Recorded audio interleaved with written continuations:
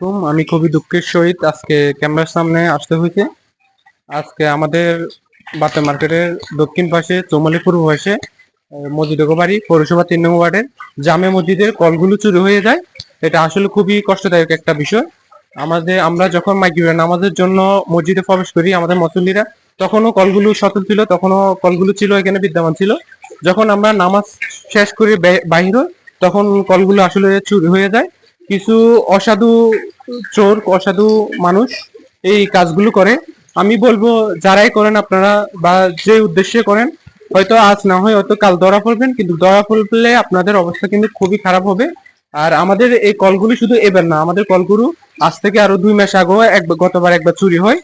আর এর পরে আবার বাতান মার্কেট জামা মসজিদ থেকেও একবার কলগুলো চুরি হয়েছে।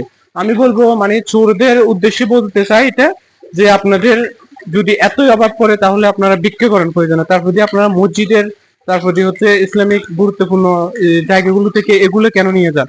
আর আপনারা দেখেন না এখানে মানে আল্লাহর ঘর থেকে মসজিদ গুলো খুলে নিয়ে গেছে স্বয়ংক্রিয় ভাবে।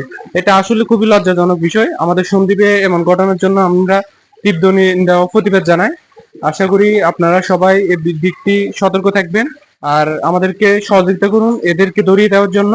এদেরকে ধরে গণধোলাই দিন। ধন্যবাদ।